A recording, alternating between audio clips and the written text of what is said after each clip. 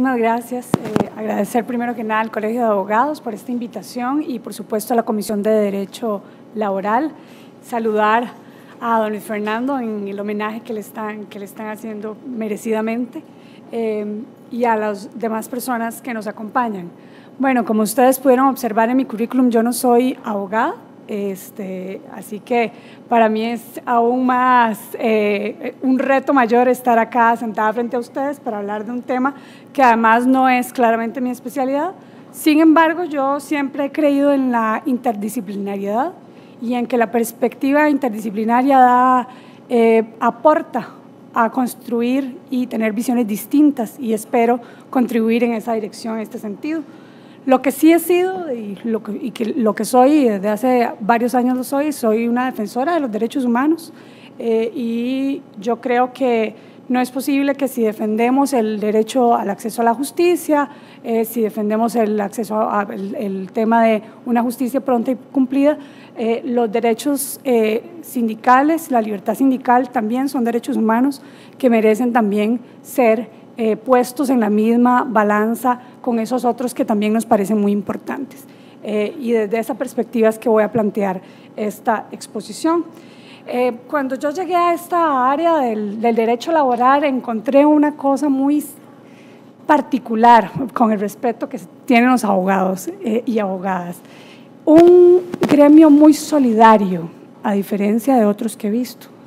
Es decir, y en este sentido, de hacer un reconocimiento en esta mesa porque todos los actores, prácticamente me atrevería a decir, del derecho laboral han aportado para que el Ministerio de Trabajo pueda implementar la reforma procesal laboral de una manera exitosa. Desde el Colegio de Abogados hasta la Comisión de Derecho del Trabajo, que está aquí don Fernando, la OIT, profesores universitarios que no tienen nada que ver con este tema necesariamente, el Poder Judicial, que ahora tenemos un acuerdo con el Poder Judicial de colaboración, y la verdad es que ha sido una sorpresa muy grata, por lo menos para mí desde esta posición e incluso como asesora, de cómo llevar a cabo la reforma procesal laboral e implementarla adecuadamente en el Ministerio de Trabajo. En ese sentido, antes de entrar en el tema puntual, quisiera contarles que nosotros vamos a tener 4 reglamentos en el marco de la implementación de la reforma procesal laboral, uno de los cuales tiene que ver con el tema que es el de membresía sindical, otro que tiene que ver con la votación secreta de la huelga, que es enano de otro cuento, pero que tiene que ver con este tema. Vamos a tener un manual de procedimientos que necesariamente tiene que ser un reglamento para la Dirección Nacional de Inspección, y vamos a tener un reglamento para la solución de los conflictos jurídicos laborales. Y esos manuales están en este momento, estamos en un proceso ante el Ministerio de Economía, Industria y Comercio, que hay que llenar un formulario de costo-beneficio, de nuevos trámites para la ciudadanía, etcétera. Y prontamente el Ministerio de Economía, Industria y Comercio es quien hace esa publicación y lo saca a consulta pública. Así que yo espero que de aquí a 2 semanas máximo ya podamos tener esa publicación por parte del Ministerio de Industria y Comercio para que los sectores y las personas interesadas puedan hacer aportes a esos reglamentos. Así que quedan avisados y avisadas. Lo otro es que estamos planeando una capacitación general a sectores en la 3ª semana de julio, tanto para el sector sindical, para el sector municipal, que como ahora van a ver tienen una importante tarea en esta materia, para el sector público y para el sector privado en la 3ª semana de julio, así que también no va a tener ningún costo, va a ser por parte del Ministerio de Trabajo un poco contándole a los sectores cómo vamos a trabajar este tema de la reforma procesal laboral, así que si alguno de ustedes está interesado o interesada, por favor, esté atento al anuncio que haremos pronto. Bueno, y ya entrando un poco en el detalle, los números, bueno, como ya han dicho los expositores que me precedieron, no hay mayores cambios fundamentales en el tema de negociación colectiva, por lo menos en el ámbito de lo privado, queda prácticamente igual el capítulo 3º del Código de Trabajo actual, del artículo 54 al 65. Sin embargo, en la negociación colectiva en el sector público sí hay mayores cambios y ahí viene del 696 al 713 de la reforma procesal laboral cómo va a funcionar la negociación colectiva en el sector público y de lo que ya han hablado los panelistas sobre el procedimiento especial de convenciones colectivas fracasadas.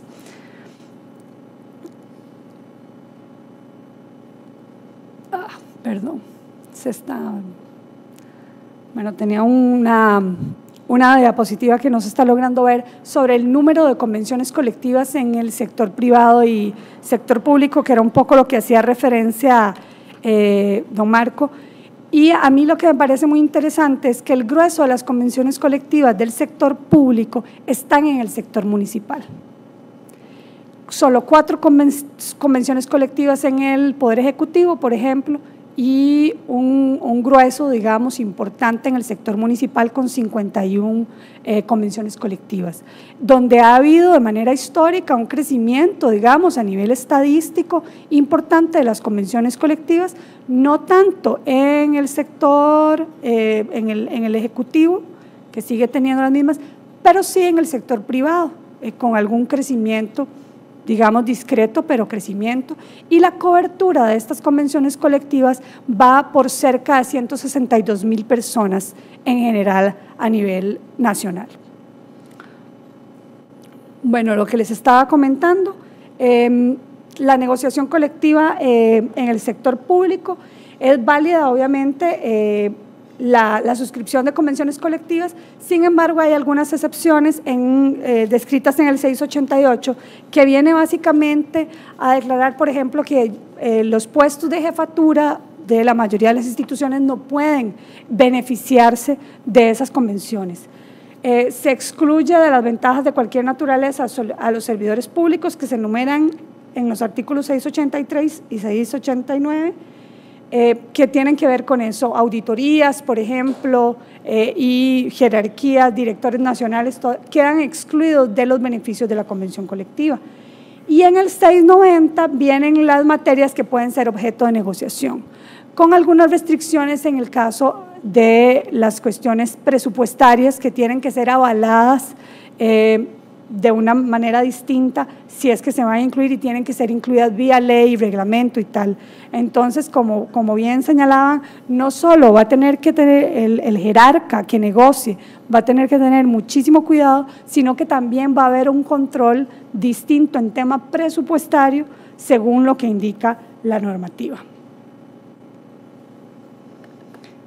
El sindicato legitimado para negociar es el que demuestre tener la mayor cantidad de afiliados, de acuerdo en lo dispuesto en el artículo 56. Ustedes han visto ahora un poco el conflicto que hay en el Ministerio de Educación, donde 3 sindicatos están entrando dentro de la negociación colectiva y hay un sindicato que se está quedando fuera, que es SAPSE, con una representación importante, que los otros también tienen una representación importante, y bueno, precisamente por eso es importante en estos términos de demostrar quién tiene una mayor representatividad, el estudio de membresía que don Eugenio creía que no íbamos a poder lograr en 15 días, en el reglamento que se está haciendo se está cumpliendo ese plazo. Vamos a ver, don Eugenio, tal vez me gane yo un almuerzo, tal vez. Entonces, bueno, ese reglamento está ahí y saldrá pronto. El Departamento de Organizaciones Sociales es quien hace ese estudio de membresía sindical para determinar la representatividad que tiene ese sindicato. Igual que don Eugenio también ya se refirió, se acreditarán en las comisiones que representen a las partes negociantes. Importante acá que la parte patronal no incluya en la parte negociadora a personas que se van a beneficiar de la convención colectiva. Y la organización sindical debe remitir su proyecto de convención colectiva. Si son varios sindicatos, tiene que unificar sus propuestas en un solo proyecto, y si no, se va a tomar la del sindicato que tenga la mayor representación. La negociación va a abarcar todos los aspectos del proyecto y debe levantarse un acta de cada sesión de trabajo que debe ser firmada por ambas partes. ¿Por qué esto es importante? Porque en ocasiones, cuando las partes se sientan a negociar, no hay actas, o simplemente se firma lo acordado, o tal vez no hay un acta muy detallada, Y a la hora de dilucidar cómo se debe interpretar o qué se quiso decir, porque hay una disputa entre el patrono y el sindicato, no hay actas a las cuales referirse. Y entonces eso hace que, por ejemplo, ya la persona que negoció, el jerarca que negoció, ya no está ahí. Entonces ya no se le puede llamar para preguntarle qué fue lo que quiso decir o qué fue lo que se quiso negociar en ese marco de esa negociación. Entonces, si hay actas, va a poder ser muchísimo más fácil dilucidar un conflicto. Al final del proceso negociador se levanta un acta de cierre en el que se recoge el texto completo de las cláusulas negociadas, las que fueron desechadas y las que no se negociaron por falta de acuerdo, precisamente por esto que le señalaba. Lo convenido por las partes, una vez aprobado por la administración, va a ser válido y tendrá una vigencia de 1 a 3 años, ahí no hay como mayores cambios. La administración deberá aprobar en un máximo de 1 mes o se entenderá por aprobada.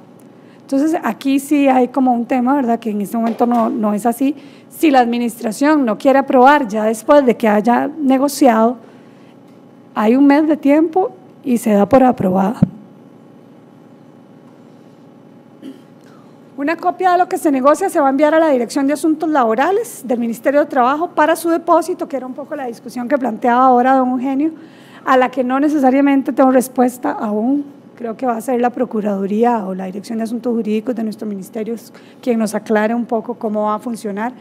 Y deberá ser publicado en la Gaceta sin costo para las partes. Lo que les hablaba del tema de la restricción en el caso de presupuesto. En el caso de que las normas afecten el principio de legalidad presupuestaria, quedarán sujetas a la inclusión en la Ley de Presupuesto de la República, según el 711 del Código Reformado. Lo dispuesto en una convención colectiva firmada solo podrá ser anulado cuando en vía judicial se declare una nulidad evidente y manifiesta de acuerdo con lo dispuesto en la Ley General de la Administración Pública o por un medio o proceso de lesividad. Y, por supuesto, la negociación colectiva es de acatamiento obligatorio para las partes que la suscriban y todos los empleados actuales y futuros de la institución. Por eso, por supuesto, representación sindical que negocia con el MEP, que se prorrogue la convención colectiva, saca un campo pagado dirigido a todas las personas trabajadoras del MEP, indicándole que va a aplicar los beneficios de esa convención para todas las personas del Ministerio de Educación Pública, aun y cuando éstas sean afiliadas a APSE, que quedó fuera de la convención, ¿verdad? Digamos que es un ejemplo más sencillo de ver.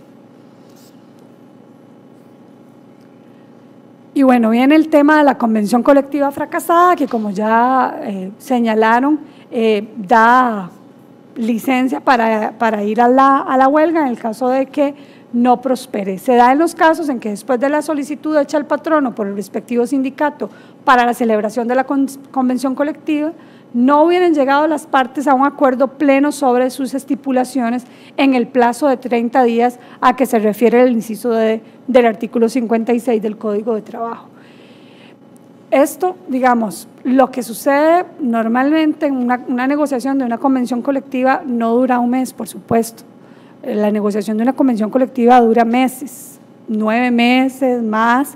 Entonces, las partes tienen que ser muy cuidadosas con este cambio, en el sentido de que si hay voluntad de negociar, aun y cuando vayan a durar algunos meses, estableciendo el marco de la negociación y logrando consolidar los acuerdos, o tomar la decisión de declarar una convención colectiva fracasada, ir a la huelga y retrasar aún más la negociación. Entonces, este es un tema delicado que quienes negocien convenciones colectivas tienen que tomar en consideración, teniendo en cuenta los tiempos normales, los tiempos realidad que tienen la negociación de las convenciones colectivas.